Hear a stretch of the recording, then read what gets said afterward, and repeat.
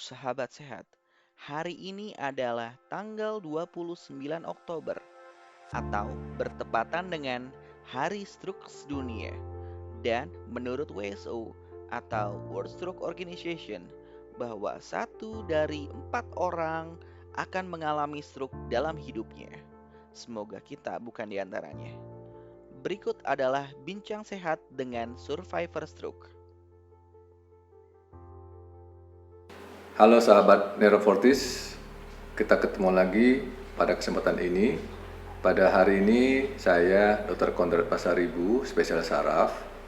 Saya menampilkan 2 orang survival stroke atau kita sebut juga dalam bahasa Indonesia penyintas stroke. Kedua, Bapak ini pernah mengalami stroke tahun lalu. Ya.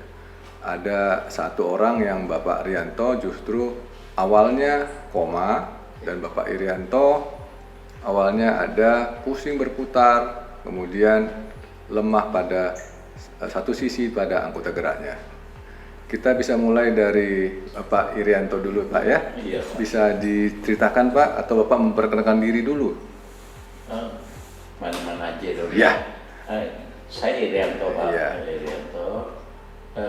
Jadi pertama memang jatuhnya itu tanggal 3 bulan 6 tahun lalu. Iya. 11 memang kesalahan itu ada pada diri kita lah, diri saya sendiri ya. Pertama mungkin dari segi perilaku pola hidup mungkin di mana selama di Bandung kan makanannya enak itu ya. Ya. Karena kemudian makan juga nggak kontrol. Dan ini terus saya ada penyakitnya itu penyakit diabetes. Bersama dengan darah tinggi. Memang telah dibekali oleh istri saya, keluarga untuk obat masing-masing. Tapi mungkin bandel lah, menganggap bahwa semua itu nggak terpikir lah bahwa akan stroke. Jadi saya jarang minum obat. Terus memang ada dinas juga untuk di luar, saya tidak dibawain obat tapi tidak minum. Kemudian tidak olahraga selama berapa lama tidak olahraga.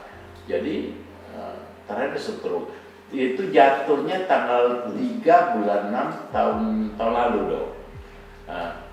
Terakhir memang adalah memang kesalahan itu sebenarnya memang kesalahan kami karena stroke itu kelihatannya bukan tiba-tiba penyakitnya tiba-tiba, tapi dokter lah yang lebih tahu bahwa sebenarnya penyebabnya saya jadi stroke ini adalah pertama memang kehendak ya kita yang beriman tentu kehendak. Kedua itu proses loh, jadi proses lah, jadi perilaku yang tidak sehat. Contoh saya merokok bisa sampai 2 bungkus satu hari. Wah, merokok. 2 bungkus satu hari. Jadi udah ada kencing manis, ada perokok juga. Kencing manis tidak minum obat. Darah tinggi juga ya? Tidak percaya apa kata dokter seumur hidup. Ada juga yang bilang kalau sakit saja. Jadi ada 2 pendapat ini.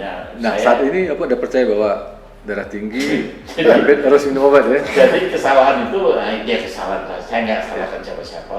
Kesalahan udah kendaknya memang. Tapi intinya gini, bahwa sebenarnya saya ini stroke itu dari perilaku.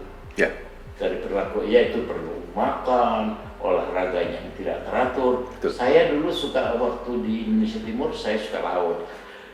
Begitu dipindah ke Indonesia bagian barat kan tidak laut, saya suka diving. Ya. Memang Sabtu Minggu saya diving aja kerjanya, jadi tidak keluar lah penyakit itu kan. Ya. Nah di sini saya berpindah, bukan diving tapi camping. Oh, kita balik lagi Pak ya ke tanggal 3 Juni 2019 kemarin itu. Waktu itu apa yang Pak rasakan? Saya mulanya saya pikir agak pening-pening, saya pikir vertigo, tapi saya pikir bahwa itu gejala sebenarnya. Ada rasa pusing berputar, mual muntah. Nah, tapi tidak ada gejalanya, dalam arti indikasinya itu tidak ada. Ya. Sewaktu saya malam itu saya mau bangkit berdiri dari ibadah, tidak bisa lagi dong. Ya. Saya nggak mau ke dokter, kenapa? Saya pikir penyakit itu penyakit biasa saja, jadi vertigo karena saya juga ada vertigonya tapi sekali. Nah, ternyata diikuti oleh muntah.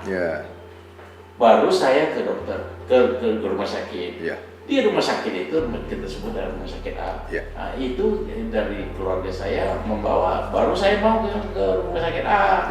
Ternyata di rumah sakit A itu tidak ada stroke centernya.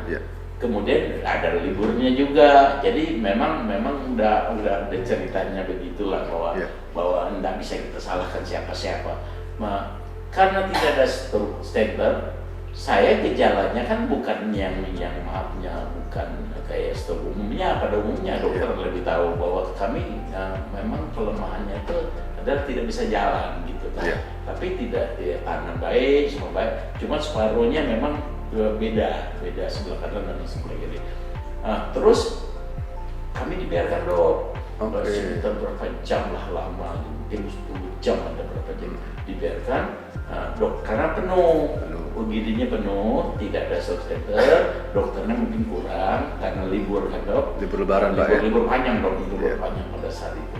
Terus baru masuk rumah sakit, belum ketemu dokter memang pada saat itu. Nah, sequelnya dari sana masuklah kami 8 hari.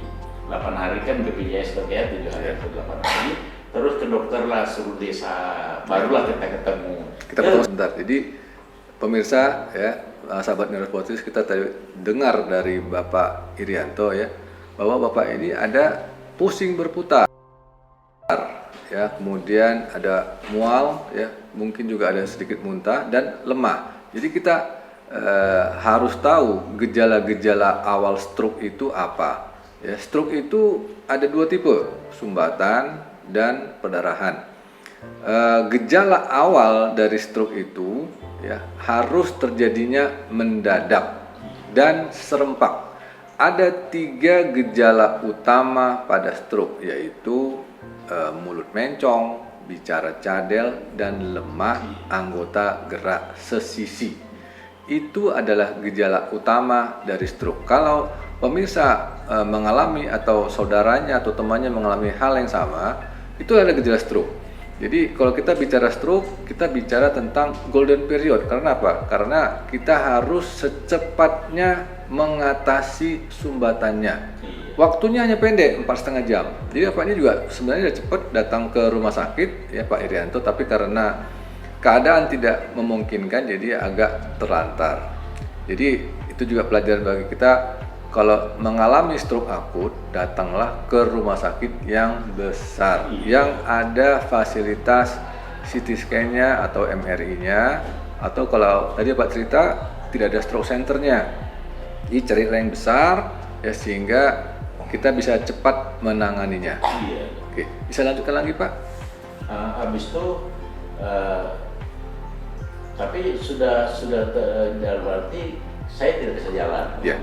Jadi tidak bisa jalan itu maksudnya tidak bisa digerakkan? Tidak bisa berdiri. Tidak bisa berdiri. Jadi di tempat tidur hampir sekitar 2 minggu. 2 minggu. Di tempat tidur 2 minggu, tapi dalam keadaan sadar. Cuma tidak bisa berdiri. Kemudian pada saat itu saya juga tidak bisa makan. Keselak Pak. Keselak. Jadi dipakai selang, apa namanya istilahnya, dokter saya kurang tahu. Terus disuntik, dimakan makanan itu melalui hidung. Kemudian ke kamar mandi nggak bisa otomatis, pakai pampers. Jadi seperti anak bayi. Nah, jadi seperti anak bayi benar, makan tidak bisa, ke kamar mandi tidak bisa, semua tidak bisa. Nah, jadi saya ada, tapi tidak koma, sadar, cuman tidak bisa. Nah, terus sekitar 2 minggu, habis itu pelan-pelan pakai kursi roda.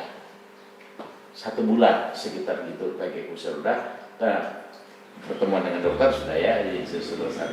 Setelah dalam pertemuan itu kami konsultasi dengan dokter.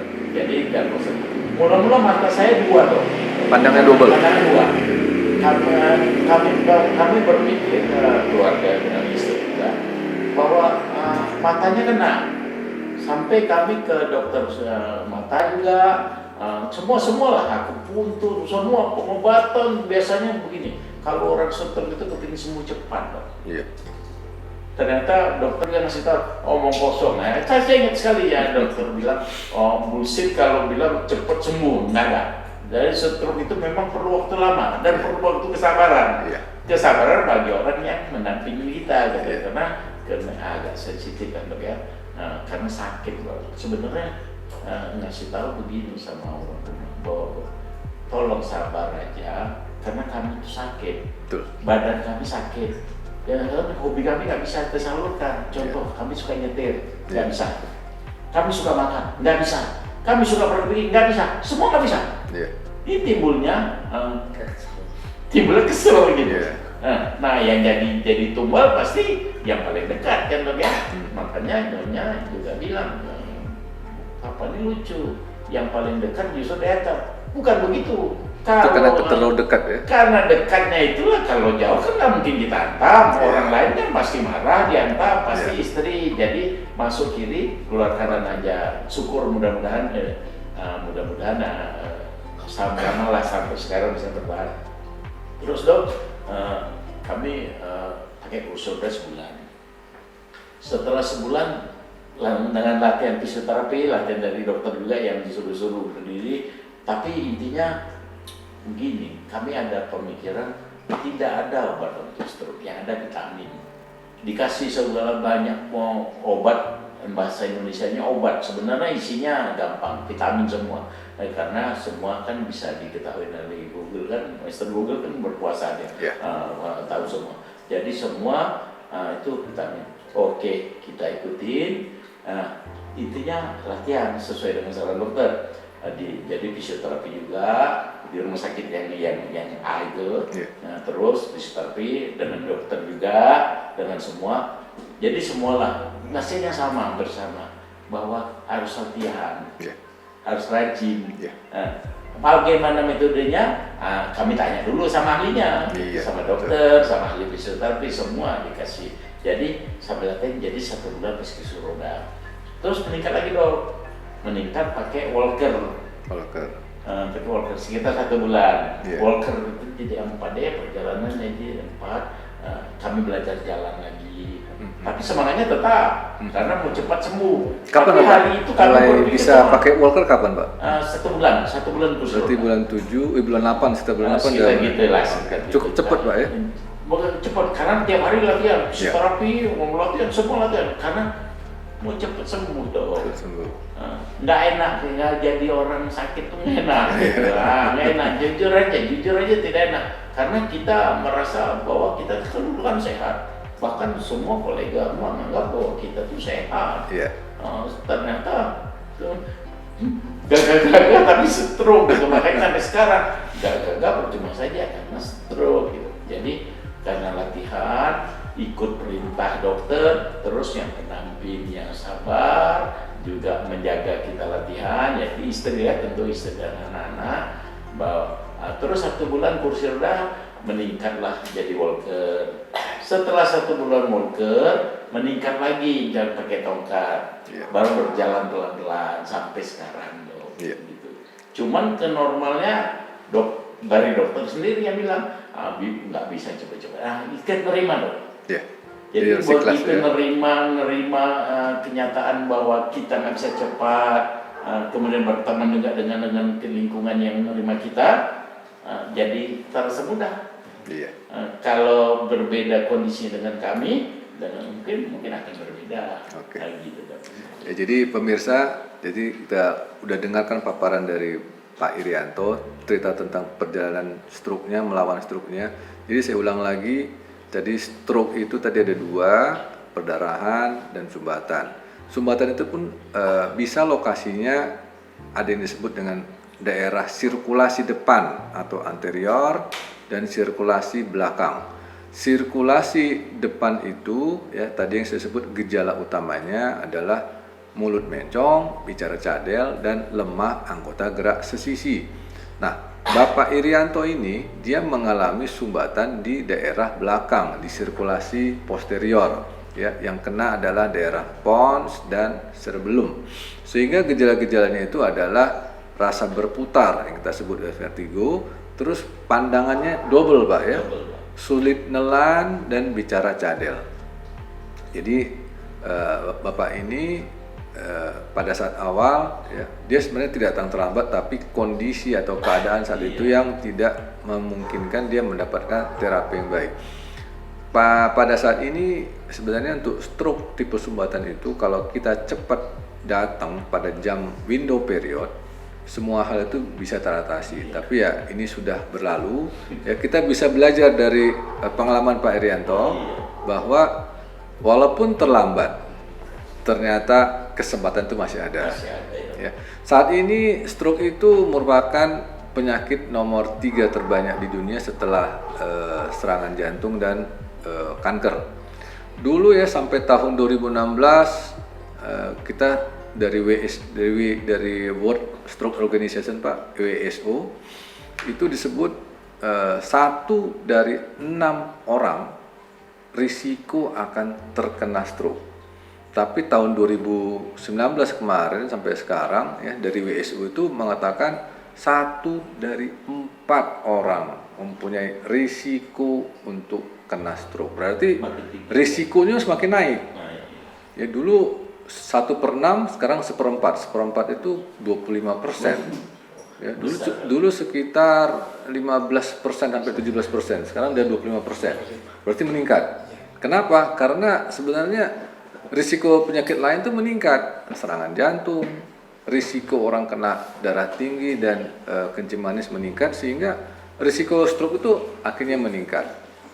Ya, jadi tahun ini pun dari WSO itu mereka tetap mengatakan harus mengoreksi semua faktor risiko. Tadi Pak cerita awalnya tidak suka atau kadang-kadang aja minum obat pengatur darah tinggi atau kencing manis, ternyata belakangan akhirnya harus dikontrol seumur hidup ya. Nah, WSO itu tahun 2020 ini juga dia mempunyai slogan join the movement ya. Jadi bukan hanya untuk mengoreksi faktor risiko, tapi seperti yang Pak kerjakan harus latihan gerak ya, latihan gerak. Ada lagi Pak yang mau disampaikan? Tadi Pak juga cerita bahwa orang kalau kena stroke itu bukan hanya 1 orang yang sakit Pak ya, tapi satu keluarga, terutama semua ikut sakit, satu kantor pun ikut sakit. Jadi stroke ini merupakan penyakit ketiga terbanyak di dunia, tetapi angka cacatnya ya tertinggi di dunia. Ya, Bapak ini sudah Pak Irianto ini sudah melewatinya, mulai dari tidak bisa berdiri, tidak bisa berjalan, pandangan double, makan tersedak. Kita lihat pelan-pelan Bapak ini bisa berjalan, bisa menelan, pandangan tidak double lagi, ya. Terus pusing dia sudah berkurang Pak ya. Dan Bapak ini sampai saat ini tetap dia dikoreksi semua faktor-faktor risikonya. Jadi ini kita para penyintas stroke yang lain, kita bisa belajar dari kasus Bapak ini ya. Bapak ini tetap punya semangat ya, pasti ini gara-gara istri juga Pak ya. Oh iya jelas. Kalau nggak ada Kalau nggak ada istri yang bisa memotivasi. Banyak faktor. Dokternya juga. Walaupun dokter bilang saya kan cuma kasih obat, bukan begitu. Karena kalau ke dokter, contohnya sampai hari ini kami tetap ke dokter. Jadi gimana pun kata orang tetap ke dokter. Jadi dokter, istri semua ada. Ini seperti dokter bilang semua sakit. Jadi kenapa? Kantor saya pengen kerja, tapi kantor nggak kasih. Karena kenapa? Takut juga. Karena saya kan nggak bisa dioptimalkan. Terus istri dengan anak-anak, kami kan dulu. Kalau istri dan anak-anak tidak membantu, tidak membantu kami menjalani hari-hari, mungkin kami tambah sakit gitu. Jadi kata dokter betul lah, semua jadi sakit gara-gara stroke. Kalau kemudian yang kedua jangka waktu. Kalau dulu kepingin sembuh 3 hari, 5 hari kalau bisa sembuh, nggak bisa. Memang perlu waktu, perlu latihan. Kalau dulu kata cuman dok, kami lapor mungkin karena kami jangkanya panjang, sakitnya lama, musuhnya satu, bosan. Bagaimana supaya jangan bosan itu deh? Jadi kami mohon maaf, kadang-kadang bosan, jadi latihan nggak mau ke dokter pun males gitu. Ada manusianya tuh ada gitu. Tapi kita lawan lah dok ya, untuk semua itu. Jadi orang-orang terdekat kita yang membantu. Walaupun satu lagi dok, yang orang stroke itu pemarah. Kenapa pemarah? Sensitif. Kenapa? Karena tadi yang seperti saya bilang, semua tidak bisa. Yang hobinya nyetir, nggak bisa nyetir. Yang hobinya makan, tidak boleh makan. Harus pilih-pilih. Nggak boleh asam, nggak boleh ini, nggak boleh. Semua nggak boleh. Jadi marahlah. Semuanya. Iya, marahlah. Cuman marahnya pada orang dekat. Kalau dokter saya marahin, pasti kena marah saya. Kalau itu, ya istrinya yang saya marah. Nah istrinya harus sabar gitu. Nah sekarang insya Allah mudah-mudahan intensitas kemarahan itu berkurang, sensitif itu berkurang.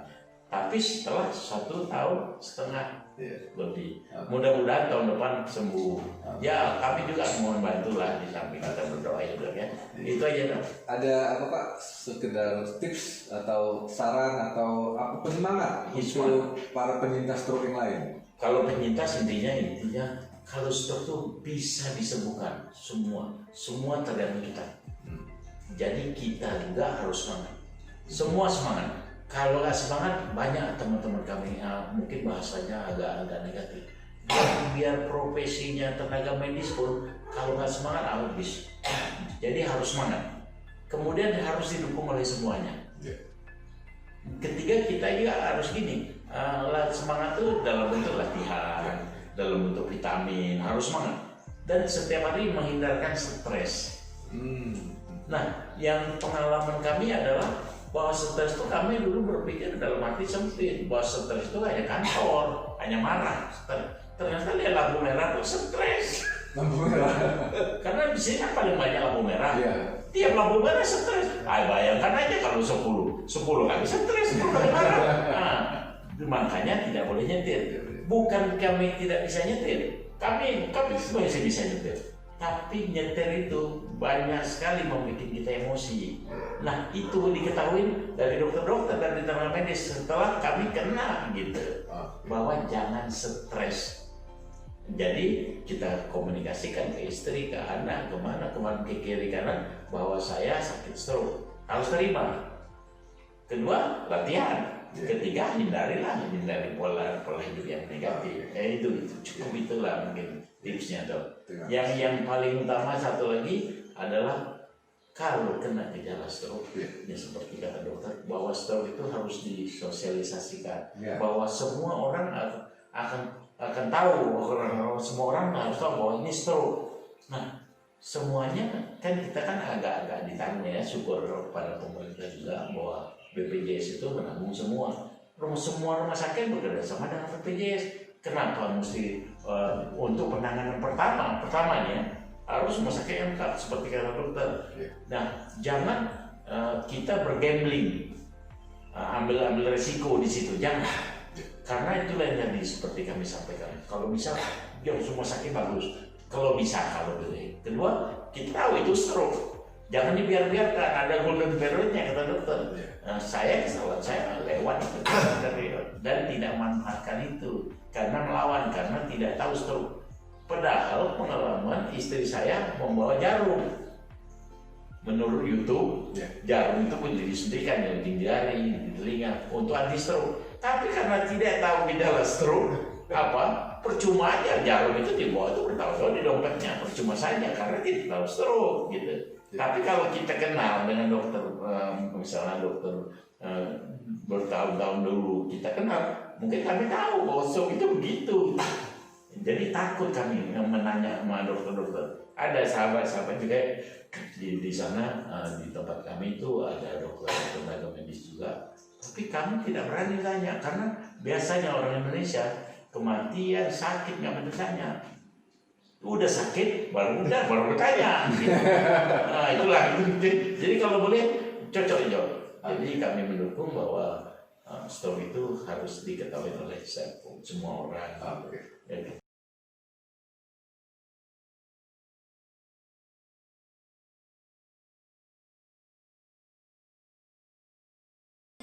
Untuk menunjukkan dukungan Anda, jangan lupa subscribe, like, dan bila ada pertanyaan seputar topik yang dibahas, bisa ditulis di kolom komentar.